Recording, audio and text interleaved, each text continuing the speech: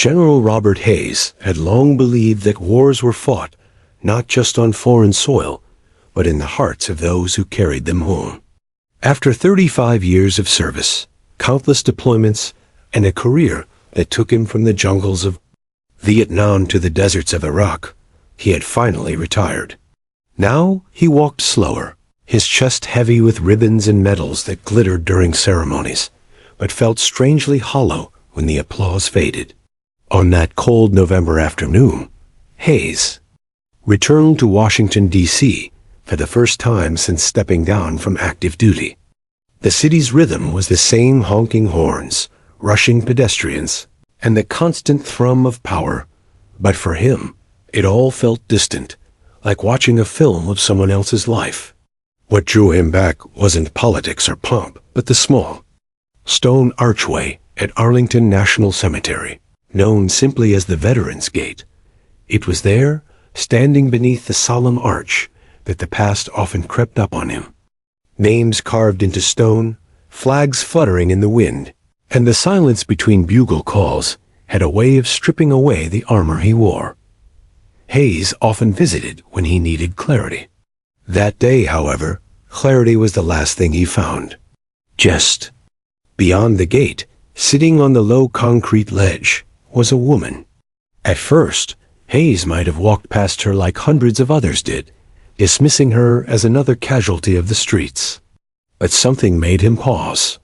She was hunched over, a blanket wrapped around her shoulders, her belongings stuffed into a battered duffel at her feet. Her hair, once perhaps golden, was now tangled and streaked with gray. Her cheeks were lined, her hands rough from exposure. But what struck him most was her coat. It was old, frayed at the cuffs, with the faint outline of a patch barely clinging to the fabric. Hayes's breath caught when he recognized it, the faded insignia of the United States Air Force. He stopped, frozen mid-step. He had seen that patch 1,000 times on pilots who had flown into fire, on air crews who had risked everything. But seeing it here, on a woman who looked more ghost than soldier, unsettled him. He studied her more carefully. Her eyes, though tired, carried something else. A quiet defiance, a kind of strength that didn't belong on the streets. For reasons he couldn't explain, a tremor of memory rippled through him. Hayes cleared his throat softly, not wanting to startle her. "Afternoon," he said, his deep voice echoing in the still air. The woman lifted her gaze slowly. Her eyes were sharp, piercing in a way that made him feel exposed. She didn't reply, just studied him the way one soldier sizes up another. After a long silence, she gave the smallest nod, then looked away. Hayes hesitated. Normally, he wouldn't intrude further, respecting her boundaries. Yet something inside urged him. Forward, he adjusted his coat, stepped closer, and noticed a small pin on her duffel, a tarnished pilot's wings. He felt a jolt. "Air Force?" he asked quietly. Her eyes flicked back to him, suspicious but alert. She didn't answer right away. Then, in a voice roughened by years of hardship, she muttered, "Once." That single word lodged in his chest. Once. The way she said it carried a weight far heavier than denial or pride. It was the sound of someone who had been stripped of an identity that once defined them. Hayes wanted to say more, but the right words escaped him. Instead, he offered a small gesture of respect. He straightened slightly and gave her a nod the kind soldiers exchanged on foreign soil, acknowledging unspoken bonds. Her eyes softened just briefly, almost imperceptibly, before hardening again. "Cold day to be sitting out here," he said, more to keep the connection alive than to state the obvious. She pulled the blanket tighter, saying nothing. A group of tourists shuffled past, chattering loudly, cameras clicking. None of them glanced at the woman. Hayes noticed how invisible she seemed, how the world moved around her as though she didn't exist. It disturbed him. He had commanded thousands of troops, overseeing missions that changed lives. Yet here was someone who had clearly worn the uniform and was now unseen by her own country. He felt an unexpected pull of guilt. "I'm Robert Hayes," he offered finally, breaking the silence. "U.S. Army, retired." The woman's lips twitched, almost into a smile, but it faded before it fully appeared. She gave a small shrug, as if the information meant little. "Still," she replied quietly, "Sarah? No last name, no rank. Just Sarah." Hayes nodded. The conversation ended there, awkward and incomplete. He lingered for a moment longer, then forced himself to step through the gate, though every instinct told him not to walk away. Inside the cemetery, he tried to focus on the rows of white headstones. The sea of sacrifice laid before him, but his mind kept returning to the woman outside. There was something hauntingly familiar about her. Not her face exactly, but the presence she carried. It was as though he had stood in her shadow before, long ago, under a different sky. He pushed the thought away, telling himself it was nothing more than sentimentality. But when he left the grounds an hour later, Sarah was still there, staring out at the street with that same unyielding gaze.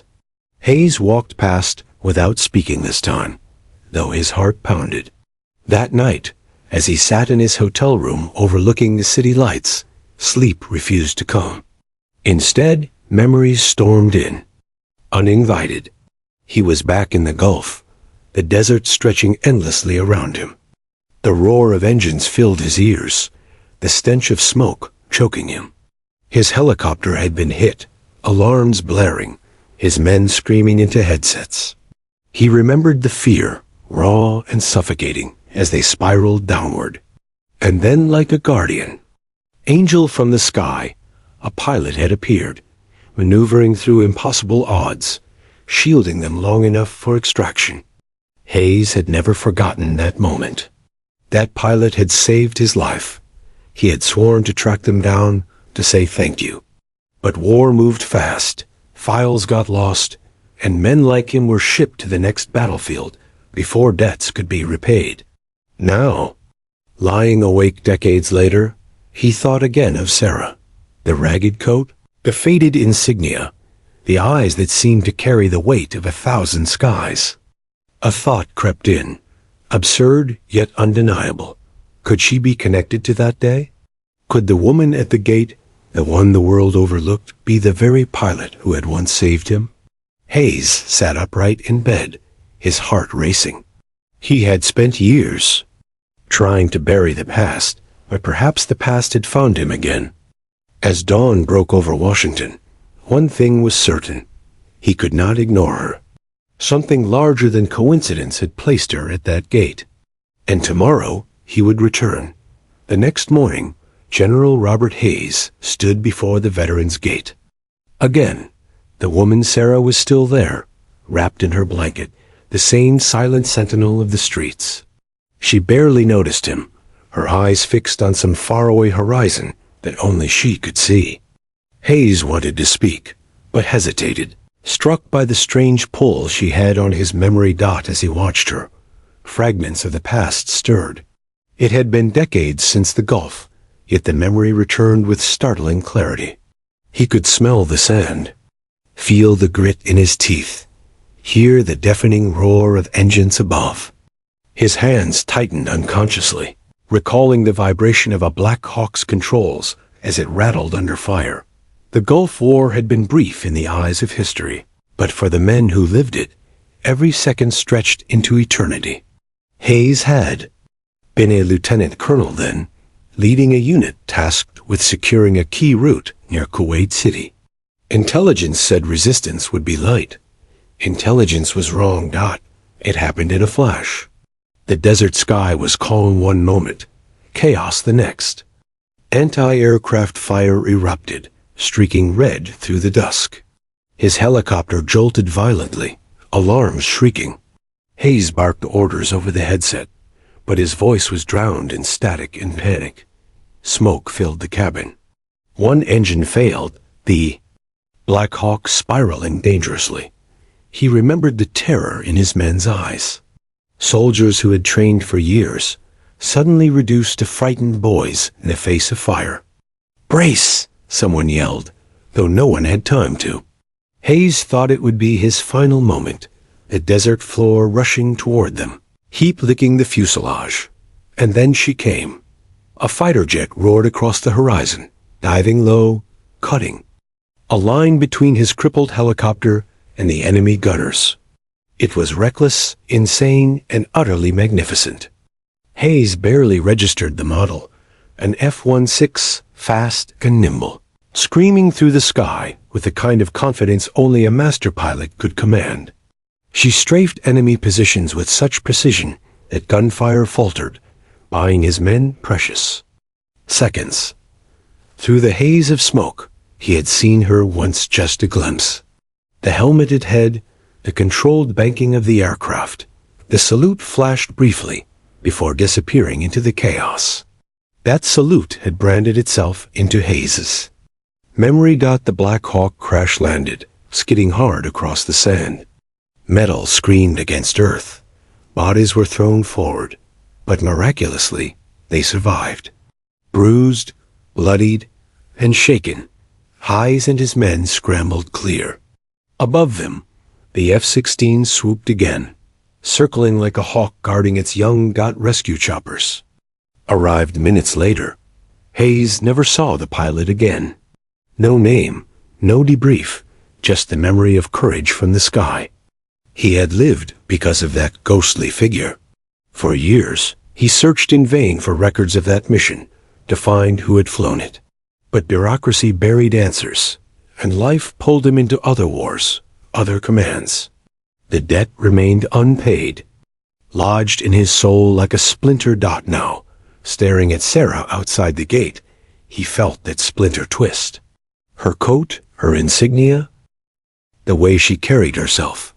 There was something about her that echoed the presence he had once felt above the desert sands. He tried to dismiss it as coincidence. But as the hours passed, the past clawed harder. That night, sleep betrayed him. Again, he dreamed of the crash. The searing heat, the gunfire, the smell of burning rubber. He saw the pilot's plane diving into danger, shielding him. And then he saw Sarah's eyes, those same piercing eyes peering from behind the helmet's visor. He awoke in a cold sweat, convinced his mind was weaving fantasies. Yet unable to shake the truth, his heart whispered, she had been there. The following day, Hayes did something he hadn't done in years. He visited the archives at the Pentagon. Old contacts still respected his name, and with a few calls, dusty files were pulled from forgotten cabinets. He combed through reports of air missions during the Gulf. Some were redacted, others incomplete. Finally, one caught his attention. An F-16 sortie on the same day, his helicopter went down. Pilot identified only as Captain Mitchell. His breath caught. Mitchell. The report was brief, noting successful suppression of enemy fire, but it listed no commendation, no follow-up. The pilot had disappeared into the paperwork like so many unsung heroes. Hayes leaned back in the chair, stunned. Could it truly be her? The woman outside the gate, the one reduced to rags and silence, was once Captain Sarah Mitchell, the very pilot who had saved his life. The possibility felt both impossible and inevitable. He left the archives with a heaviness pressing on his chest. All these years, he had risen in rank, stood at podiums, received medals for campaigns he barely remembered. Meanwhile, the person whose bravery had spared him was forgotten, cast aside, left to fend for herself on the streets. The injustice of it all burned him. That evening, he returned to the gate. Sarah was there, as always, her duffel at her side, eyes watching the endless flow of people who passed without a glance. Hayes approached slowly, heart pounding.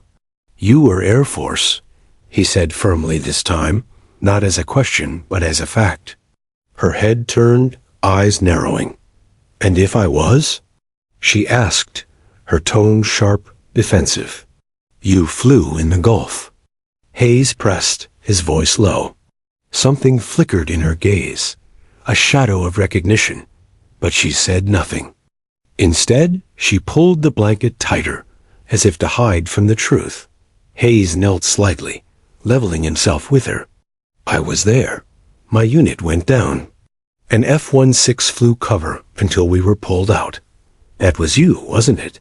For a long moment, silence hung between them. The noise of the city faded, the air itself heavy with memory. Finally, Sarah's lips parted, and in a voice barely above a whisper, she said, "You remember." It wasn't an admission, not exactly, but it was enough. Hayes felt a lump rise in his throat.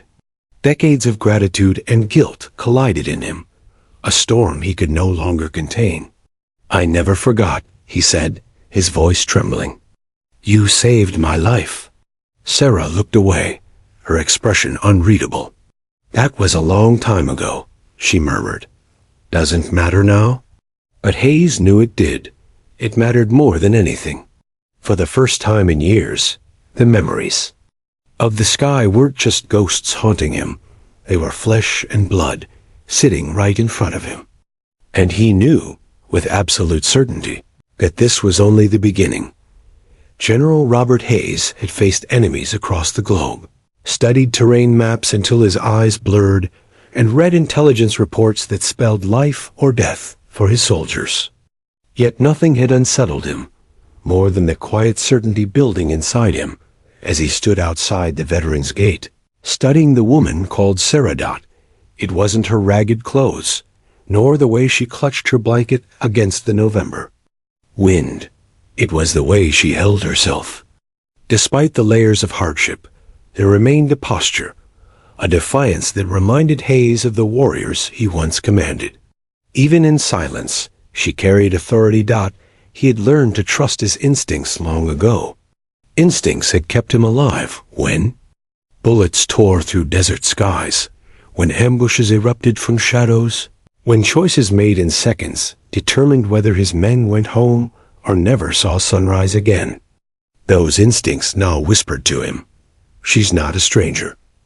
Hayes lingered across the sidewalk, pretending to study the memorial gate, but his eyes kept returning to Sarah. She didn't beg like others he had seen on the streets.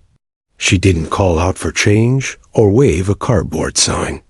She simply sat there, shoulders squared, eyes scanning the crowd as though she were still on patrol. Every so often, she shifted, revealing more of the old Air Force coat she wore.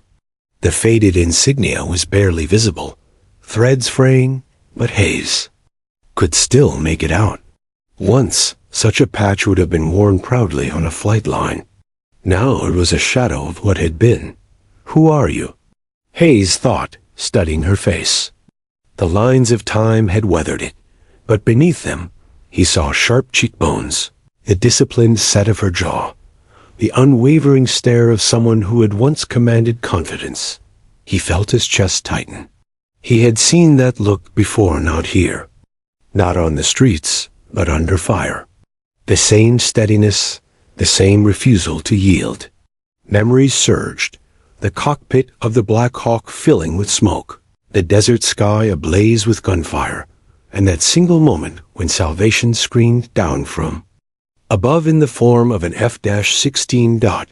The thought struck him with such force he had to steady himself. Could this broken figure before him truly be the same pilot who had once saved him? Could fate be so cruel and so precise to throw them together again? Hayes decided he couldn't let the question remain unanswered. He crossed the street and approached her with careful steps, the way one might approach a sentry who had earned the right to challenge any who drew near. She noticed him immediately.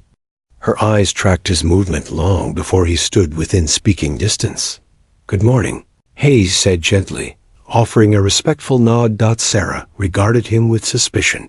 "You again," she muttered, her voice low but edged. Hayes allowed himself a small smile. "Yes, me again. Thought I'd check if you're doing all right." Her brow furrowed, as if the concern itself irritated her. "I'm fine." The word carried a finality that suggested she wanted the conversation to end there, but Hayes was not easily turned away. He lowered himself slightly, crouching so that his gaze met hers directly. He didn't see a vagrant. He saw a soldier, Sarah. He began slowly, tasting the name. "You've worn that coat a long time." She glanced at it briefly, her expression unreadable. "It's just a coat." "No," Hayes said firmly, shaking his head. "It's more than that. That's air. Force. That patch belonged to someone who flew, who served. You wore it, didn't you?"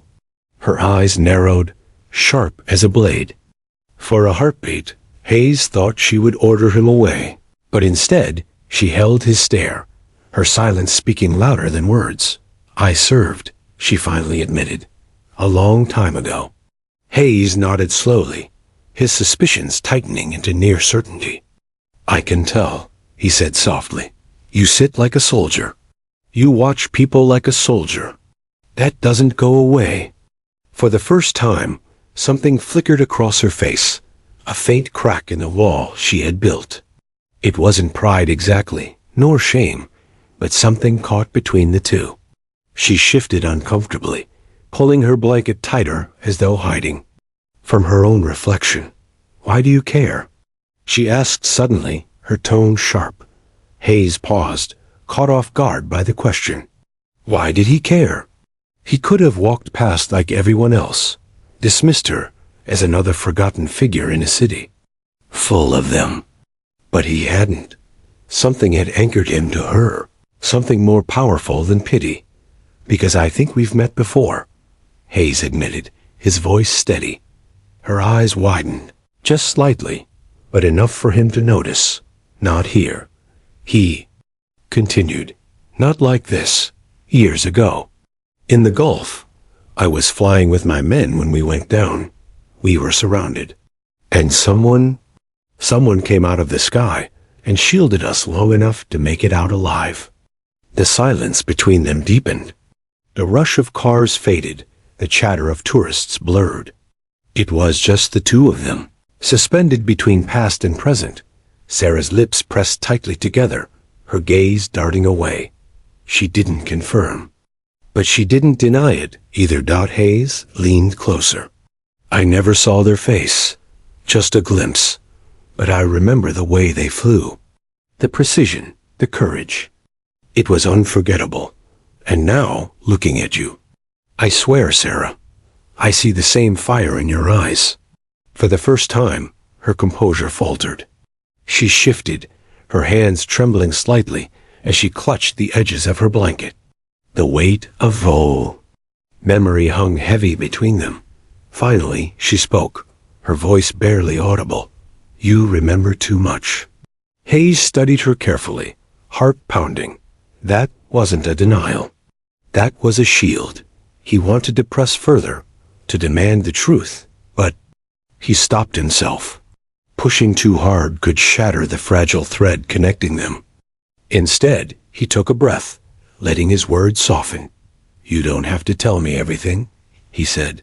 "But know this, if you were the one who saved me, I've carried that moment every day of my life. I wouldn't be standing here without you." Sarah's eyes glistened briefly, though she blinked it away with practiced control. She looked past him, out toward the endless movement of the city, as though searching for escape. Hayes didn't press. He simply stood, offering a respectful nod once more. "I'll be here tomorrow," he said gently. "If you'd like to talk." He turned and walked away, though every fiber of his being longed to stay.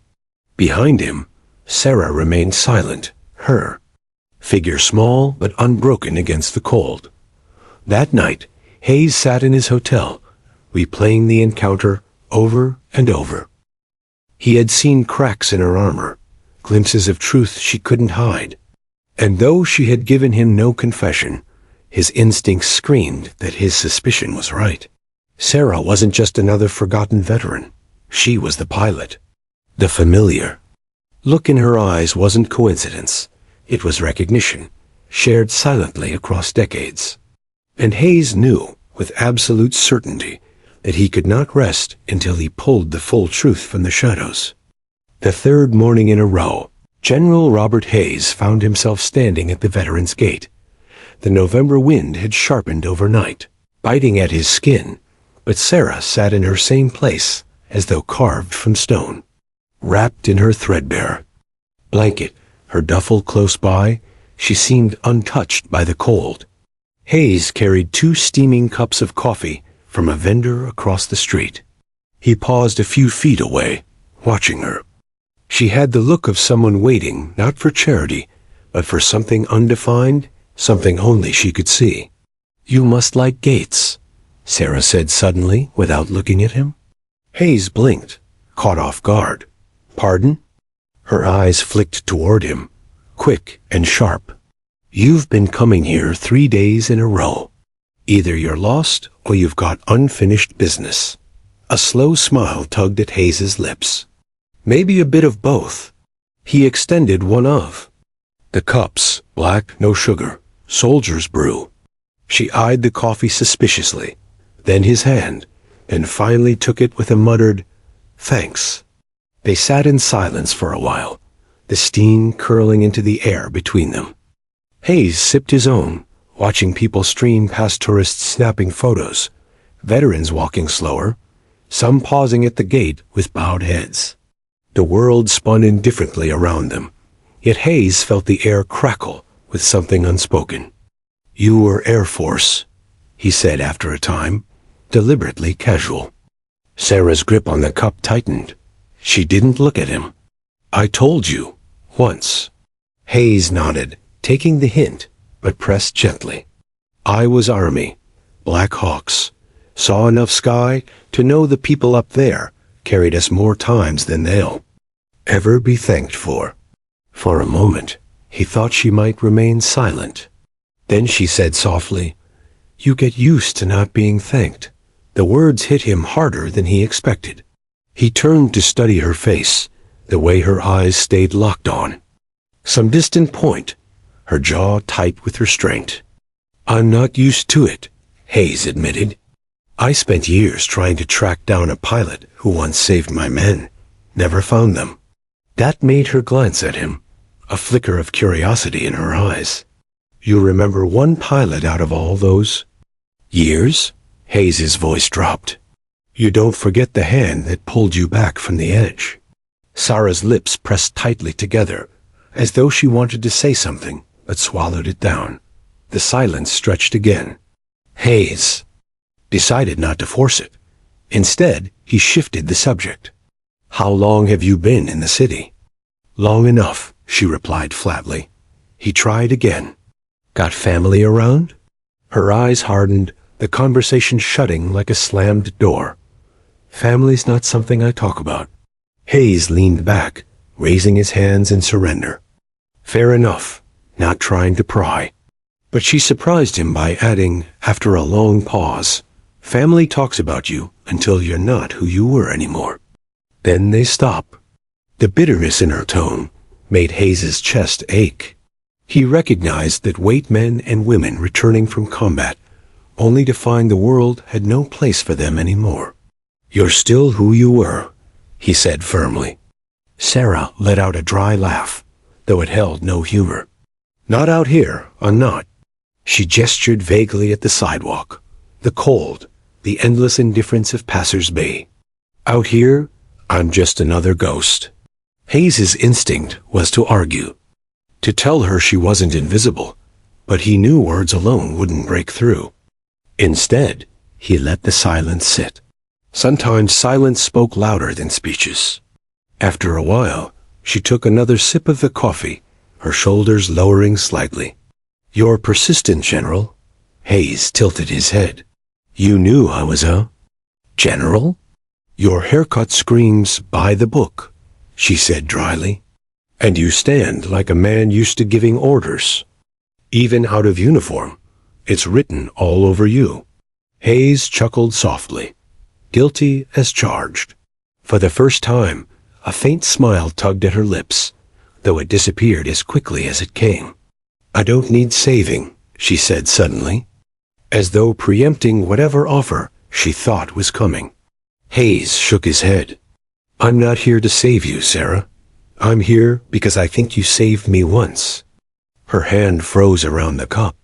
Her eyes darted to him, sharp, defensive. You're imagining things. Maybe, Hayes conceded. But even if I am, talking with you feels like closing a circle I never thought I'd find again. Sarah stared at him for a long time, her expression unreadable. Then, almost reluctantly, she asked, Where did you serve? And so the dam broke, not in a flood, but in trickles. Hayes spoke of the Gulf, of the dust storms, of the ambush that nearly ended him. She listened silently, eyes flickering with recognition she tried to hide. When he mentioned the F-16 that had shielded them, her knuckles whitened on the coffee cup. You're certain it was me? She asked finally, her voice barely audible. Hayes nodded. Certain enough to sit here with you day after day, hoping you'll confirm it. Sarah closed her eyes briefly, the weight of memory pressing down on her. When she opened them again, her voice was softer. The sky looks different when you're flying through fire. You don't think about the people below. You just think about finishing the mission. That mission saved lives, Hayes said. Firmly, mine included. She shook her head, bitterness clouding her features. Doesn't matter. The mission ends, and the rest of your life doesn't care what you did. Hayes's chest tightened. He wanted to tell her she mattered, that her courage had rippled outward in ways she couldn't see. But he could also see the depth of her scars, the years of silence and invisibility. To simply tell her, you matter, would feel hollow. So instead, he leaned forward and said quietly, Then let me be the one who remembers. If the world forgot, I didn't. For the first time, Sarah's eyes filled not with tears, but with something softer, something she hadn't let herself feel in a long time. She looked away quickly, blinking it back. The coffee between them had gone cold, but neither noticed. Hayes rose slowly, knowing not to push further that day. I'll be here tomorrow, he said gently, not to fix anything, just to sit. Sarah didn't reply, but as he turned to leave, he thought he saw the faintest nod. It wasn't a confession. It wasn't closure.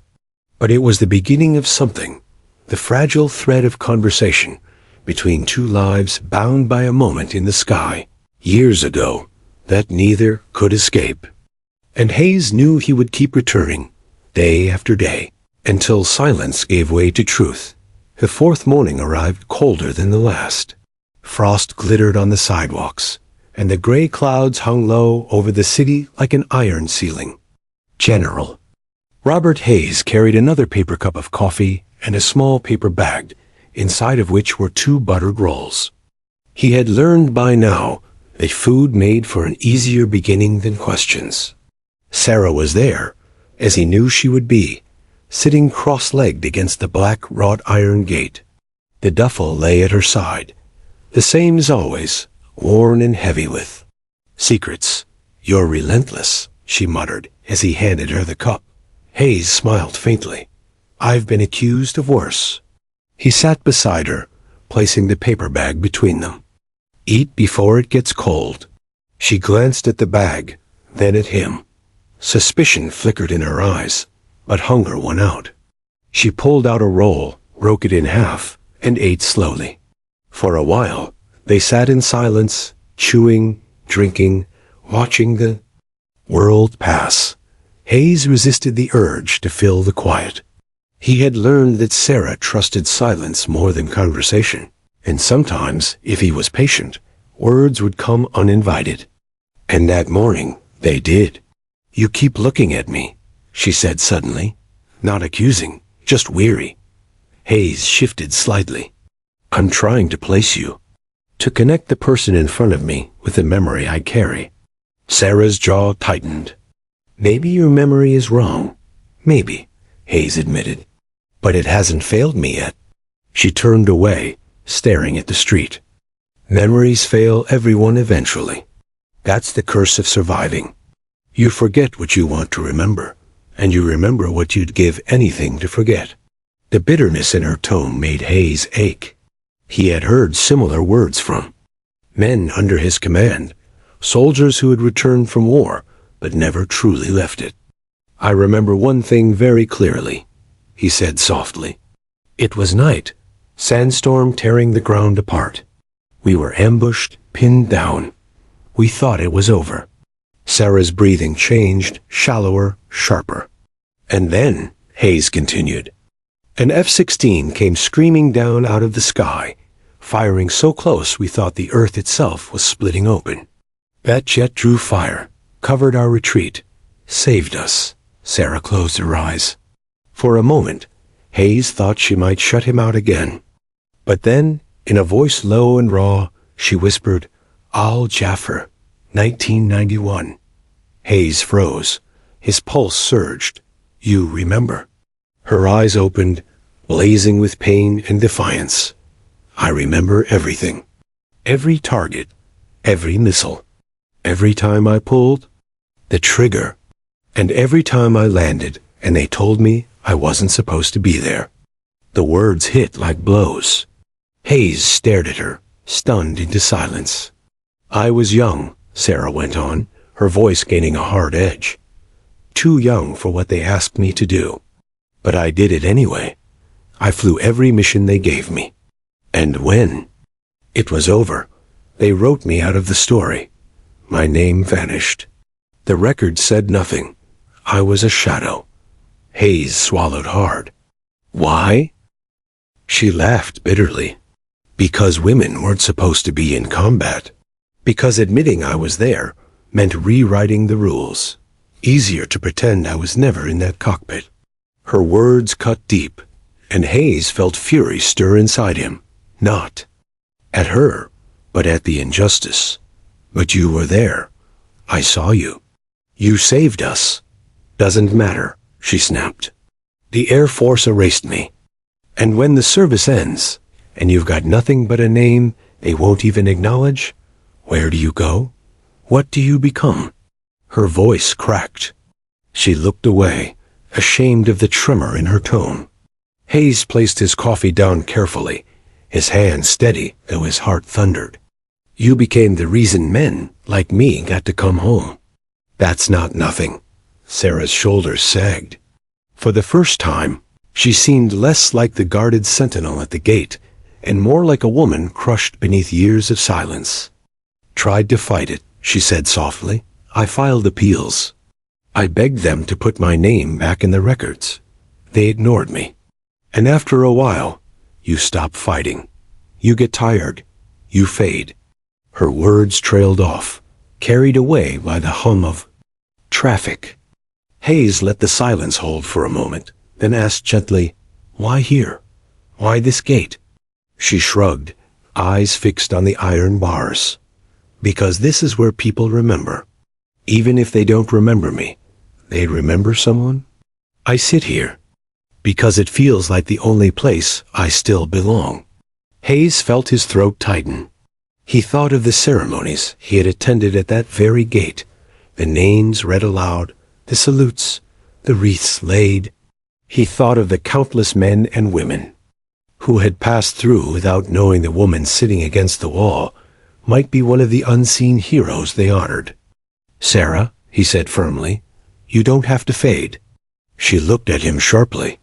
And do what? March up there and tell them I saved your life 30 years ago? They'll laugh me off the grounds. Then let me speak, Hayes replied. His voice carried the command of a general now, firm and unyielding. I have rank. I have connections. If they won't listen to you, they'll listen to me. But Sarah shook her head violently. No, you don't understand. I don't want pity. I don't want to be paraded around like some broken token. I can't. She stopped, struggling for words. I can't stand the thought of them looking at me and seeing only what I lost. Hayes leaned closer, his eyes steady on hers. They won't see loss. They'll see a warrior who carried them through fire. They'll see the truth. Tears filled Sarah's eyes before she could stop them. She turned her face away, wiping at her cheek angrily. You don't know what it's like to be invisible. Yes, I do, Hayes said quietly. Different reasons, same feeling. Coming home, finding no one waiting. Wondering if what you gave mattered at all. Her gaze snapped back to him, searching, as if weighing whether to believe. And she whispered. And I learned that our worth isn't decided by silence, he answered. It's decided by the lives we touched. You touched mine. You saved it.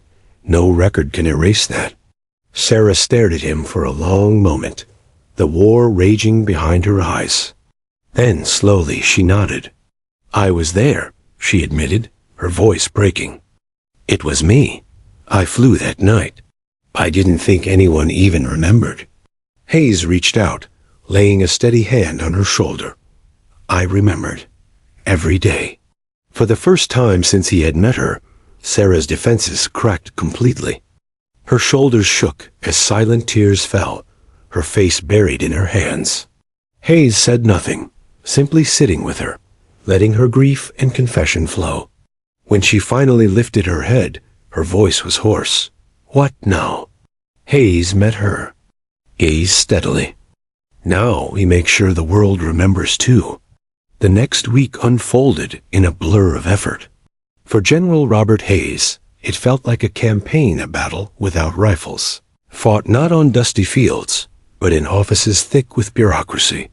He hadn't worn his uniform in years, but when he stood in front of his closet one morning, staring at the medals neatly pinned on the jacket, he decided it was time. When he arrived at the Pentagon that day, heads turned. The name Hayes still carried weight. Officers rose to greet him, offering salutes and warm handshakes. He returned them politely, but his purpose was sharper than nostalgia. General Hayes, an old colleague said, clasping his hand, we thought you'd settled into retirement. I did, Hayes replied evenly, but some debts don't retire. I'm here about a pilot. He watched the man's brows rise in surprise.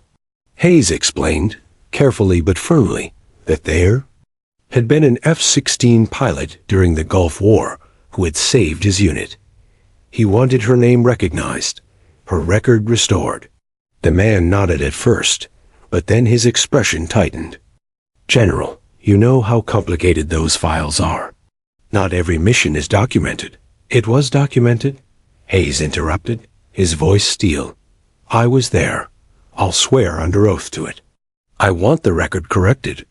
The conversation ended in polite promises, but Hayes left unsatisfied.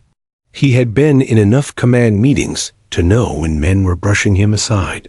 Back at the gate, Sarah listened as Hayes recounted his visit.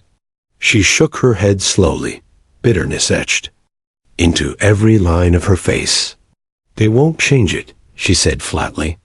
You could storm in with every medal on your chest, and it won't matter. The system wasn't built to admit mistakes. Hayes studied her, troubled by her resignation.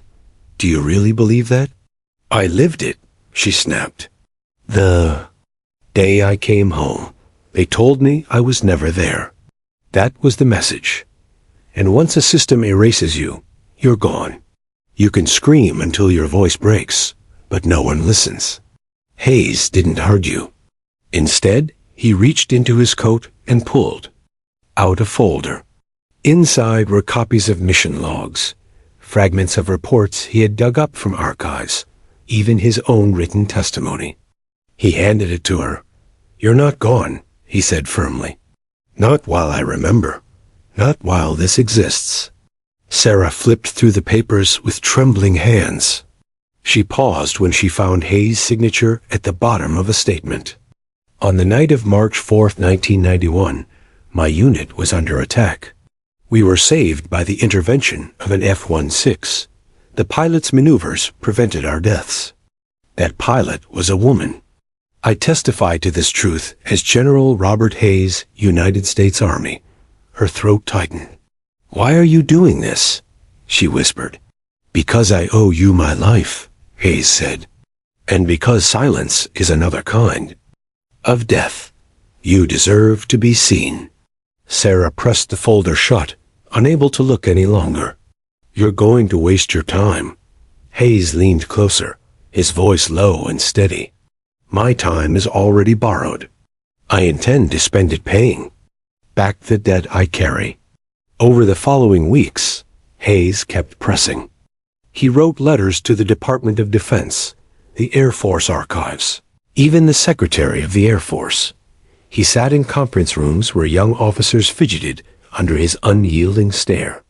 But everywhere he turned, he encountered the same wall, classification, missing documentation, procedural barriers. Finally, one official, a colonel in crisp blue, spoke more bluntly than the others. General Hayes, with respect, we cannot corroborate your claim. The mission logs you reference don't include the pilot's name. And as you know, in 1991, women were not officially allowed in combat flight roles. To acknowledge this now would create difficulties.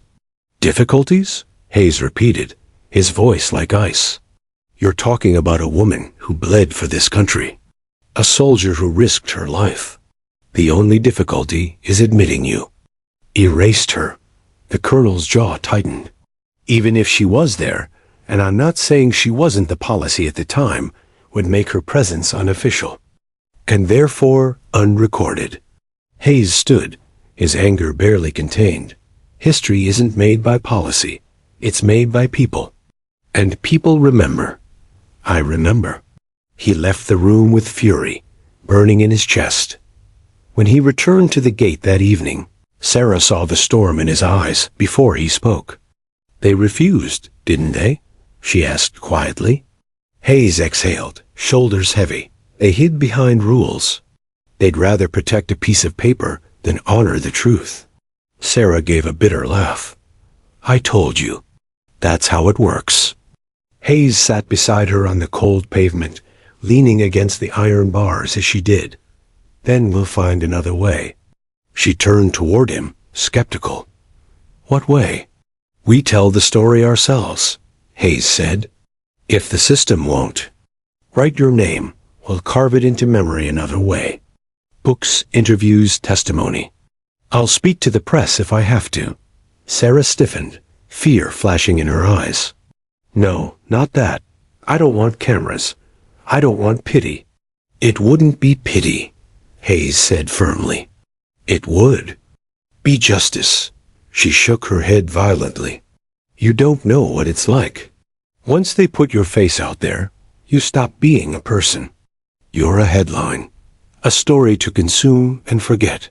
I've lived invisible for so long. I don't know if I can survive being visible again. Her confession pierced Hayes more deeply than anger ever could.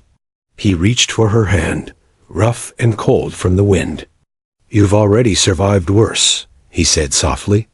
You survived the war. You survived silence. Visibility won't kill you. It might save you. For a long time, Sarah said nothing. The city moved around them, cars rushing, pedestrians, passing without a glance. At last, she whispered, I'm scared. Hayes squeezed her hand. So am I, but I believe in you. That's enough for now. The following days brought small shifts. Hayes began speaking discreetly with veterans groups, testing the waters. He told them about the unnamed pilot who had saved his unit. He never gave Sarah's name, but he saw the spark of recognition, the hunger for truth in their eyes. Some of them remembered whispers, rumors from the Gulf, a woman in the skies, an unofficial hero. Word spread quietly, stories multiplied. And though Sarah resisted at first, a tiny spark lit within her too, the possibility that maybe, just maybe, she hadn't been erased after all. Yet the resistance from the top only hardened. Hayes received letters rejecting his appeals, reminders of policy precedent, warnings that further insistence could be seen as disruptive. One night, as he read yet another rejection by the dim light of his study, Hayes felt his chest tighten. Not with defeat, but with a soldier's familiar anger, the kind that refused to bow. They had denied her on paper, but they could not deny her in flesh and blood. And Hayes knew the next step. Back at the gate, under the looming shadow of the monument, he told Sarah his decision. "If they won't recognize you," he said, "then we'll stand before the people ourselves. Tell the story where they can't ignore it." Her eyes widened. "You mean a public testimony," Hayes said, "at the memorial. On Veterans Day, I'll speak your name where everyone can hear. No one can erase a name once it's been spoken aloud." Sarah's breath caught. Her fingers tightened on the duffel bag at her side. Fear and longing warred across her face. "They'll hate me," she whispered. "They'll call me a liar. They'll say I invented it." "Then let them," Hayes replied. "I'll stand beside you. They can't erase us both." For a moment, silence held. Then Sarah's eyes filled with tears, not of sorrow, but of something sharper. Hope. She nodded once, barely audible. "Okay," Hayes smiled, the first genuine smile he had felt in weeks. Then it settled. That night, as Sarah lay beneath her thin blanket by the gate, she clutched Hayes' folder of documents to her chest. For years, she had been nothing more than a shadow. But now, there was a chance to step into the light. And though the system had denied her, she knew the fight wasn't over. Because for the first time in decades, someone was fighting. With her dot, the morning of Veterans Day arrived with a brittle chill. The city streets buzzed with the quiet excitement of ceremony flags fluttering, uniforms polished, wreaths laid with ceremonial precision. For most, it was a day of honor and remembrance. But for General Robert Hayes and Sarah, it was the day that could either reclaim a forgotten hero or shatter the fragile thread of courage she had been gathering for weeks. Hayes had arrived early, standing beneath the soaring arches of the memorial, watching volunteers set up podiums, chairs, and microphones. He felt a tight coil of nerves in his stomach, something he hadn't experienced since a mission brief before deployment. The irony wasn't lost on him. He had faced real fire in the desert, yet here, the fear was social, ceremonial, the court of public opinion. "Ready?" Hayes asked, spotting Sarah hesitating near the steps. She shook her head slowly, eyes downcast. The city's hum seemed louder to her, every whisper, every snap of a camera threatening to pierce her fragile armor. I don't know if I can do this," she admitted softly. Hayes placed a reassuring hand on her shoulder. "You can. You already survived war, Sarah. You survived years of being erased. This is just another battlefield. And you're not alone. I'm with you." Her lips pressed together, her hands trembling slightly. The uniform she had once worn in the Air Force, now tucked in a small duffel, seemed to pulse with memories. Each fold carried the weight of nights spent in cockpits, the roar of engines, the terror of fire and missiles. She could almost hear it again, the voices of her combs, the echo of the desert wind, the adrenaline that had saved lives. Hayes watched her, knowing the courage she needed wasn't just about speaking, it was about standing in her own truth. As the ceremony began, the crowd gathered in solemn rows. Veterans, families, and city officials filled the space. Flags snapped in the wind, and the distant sound of a military band warmed the chill. Hayes guided Sarah to the podium, keeping a steady hand lightly on her back. The announcer approached the microphone. "Today, we honor those who served. Among them are unsung heroes, individuals whose deeds may not have been fully recognized. Today, one of those heroes will finally be acknowledged."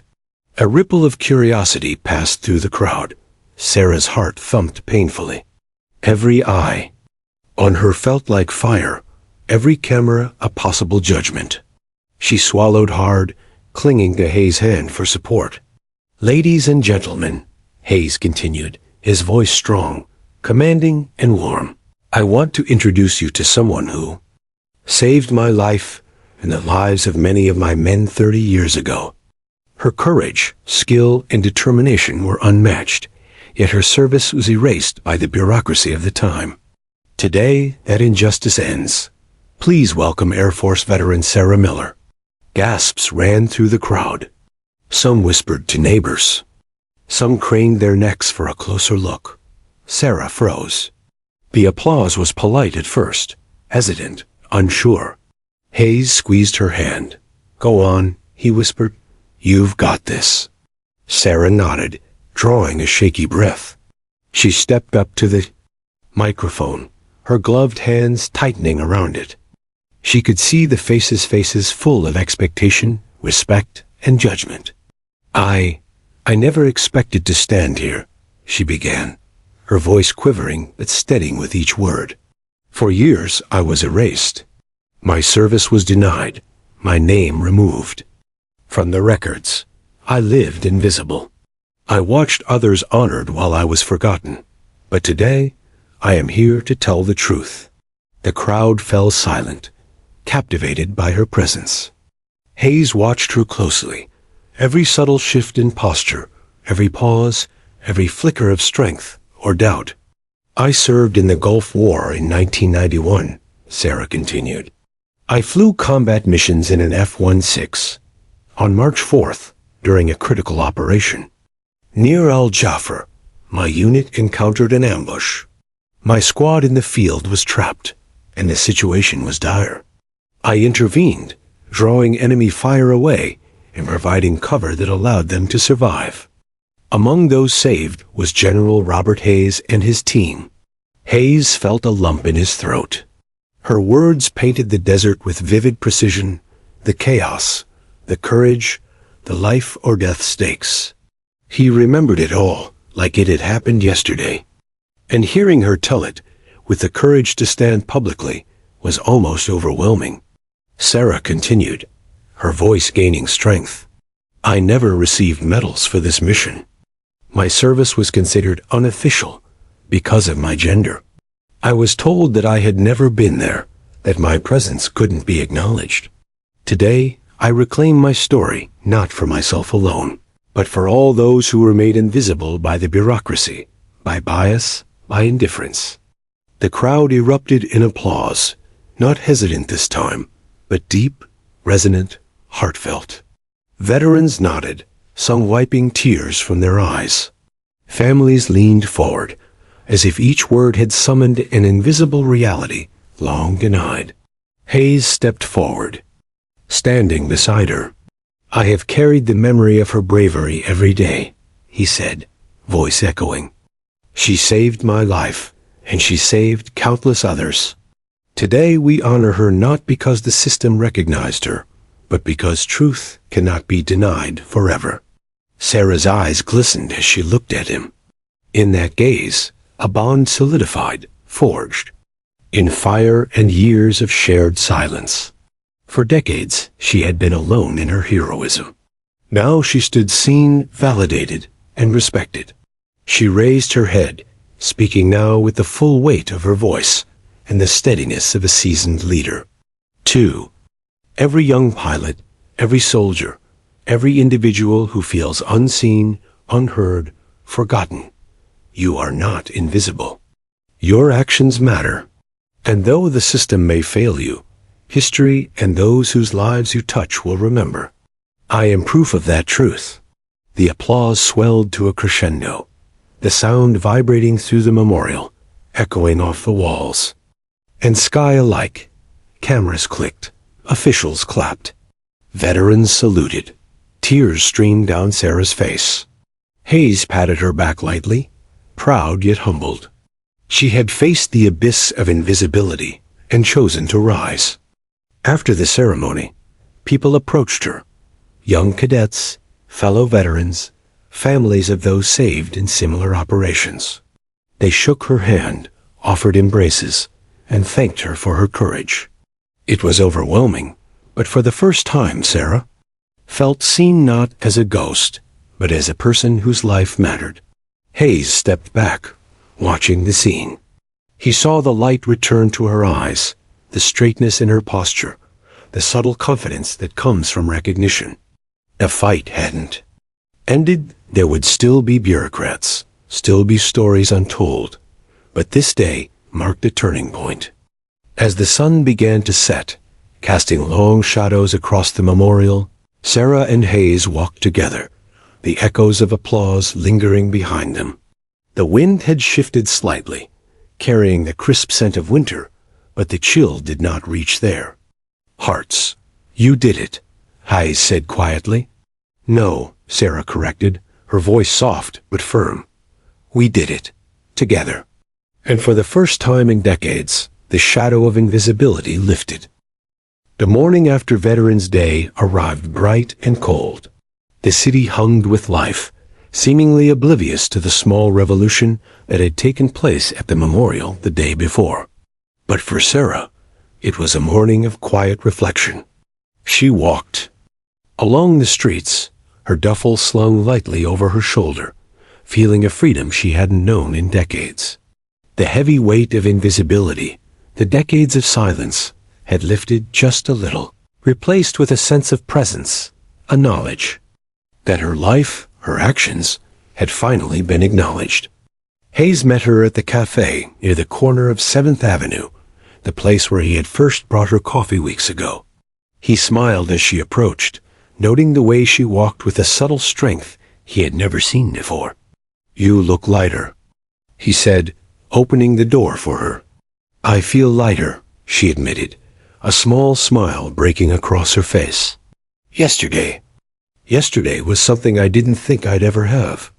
Recognition. And not just from officials or historians, but from real people. Veterans, families, strangers. They saw me. Hayes nodded, taking his seat across from her. "You deserved it. All along." Sarah took a deep breath, letting the warmth of the cafe seep into her bones. She remembered the nights at the gate, the cold biting through her thin blanket, the weight of being erased. She thought of Hayes, persistent and unyielding, reminding her that someone remembered. That persistence had changed everything. "I never expected anyone to fight for me like that," she said softly, stirring her coffee. "You saved my life," Hayes replied simply. "And sometimes debts have to be repaid in ways the world can't ignore. I just wanted the world to see the truth." For a moment, silence filled the space between them, but it was a comfortable one. Not the tense silence of guardedness, but the quiet understanding of shared history and mutual respect. Outside, the city continued its rhythm, cars rushing by, people hurrying to appointments, but inside the cafe, time seemed suspended. Hayes watched her, seeing the subtle changes that had come over the past few weeks, the slight straightening of her shoulders, the way her hands no longer trembled when she spoke, the light in her eyes that had been absent for so long. "You?" "No," he said carefully. "I've seen a lot of people come and go in my life. Soldiers, politicians, strangers. But I've never seen anyone as remarkable as you." Sarah looked down at her cup, a faint blush coloring her cheeks. "Remarkable? You're exaggerating." "No," Hayes insisted.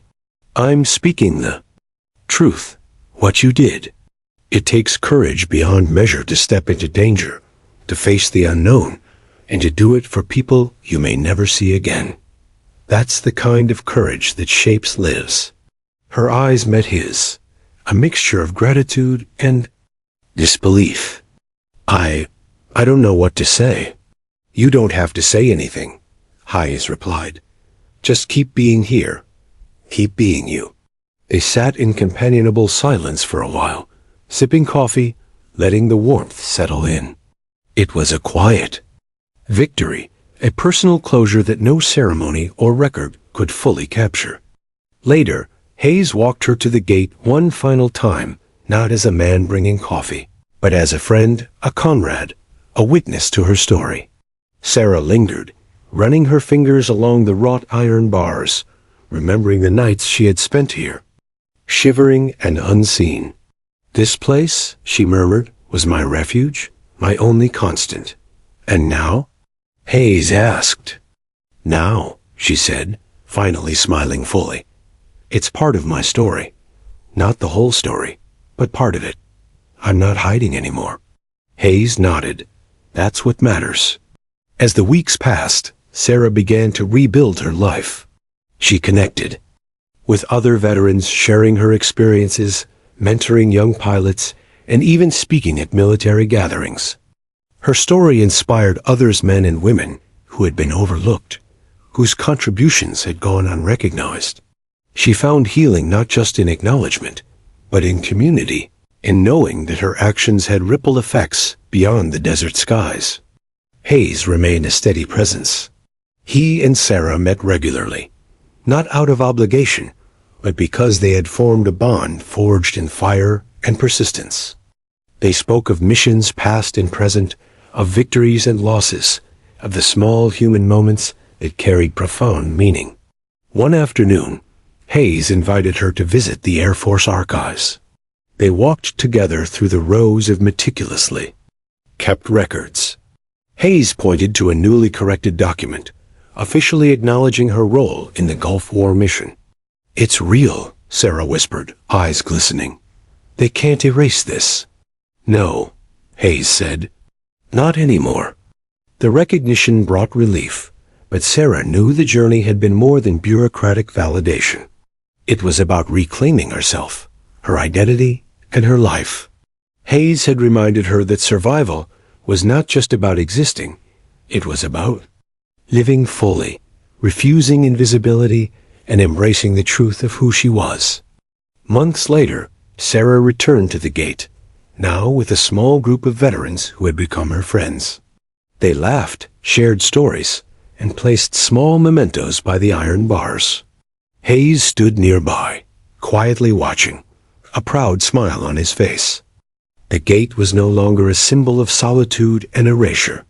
It had become a gathering place, a monument to resilience, and a testament to the courage of those who served quietly, unseen.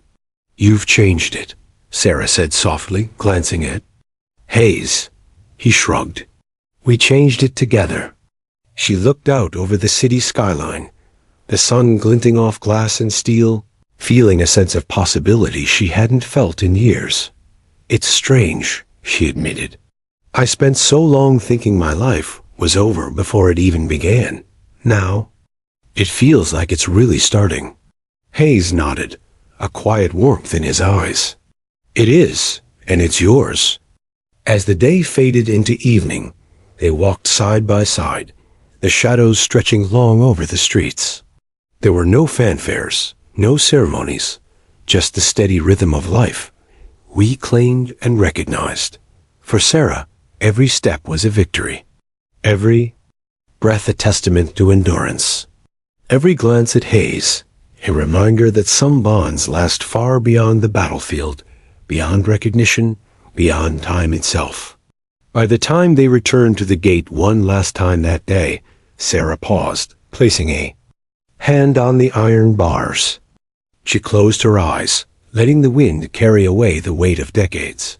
You were right, she said quietly. I am seen, and I'm not invisible anymore. Hayes smiled, the deep satisfaction of years of waiting reflected in his gaze. You never were. You just needed to see it yourself. And with that, Sarah stepped forward from the gate, leaving behind the years of cold, darkness, and erasure. Ahead of her lay possibility, respect, and a life finally lived in the light. Together, Hayes and Sarah walked away, not just from the gate, but from the ghosts of their past, into a future shaped by truth, courage, and the unshakable bond forged by survival and remembrance. The city stretched before them, bright, alive, and full of promise. And for the first time in decades, Sarah knew that she had finally come home, not to a place, but to herself.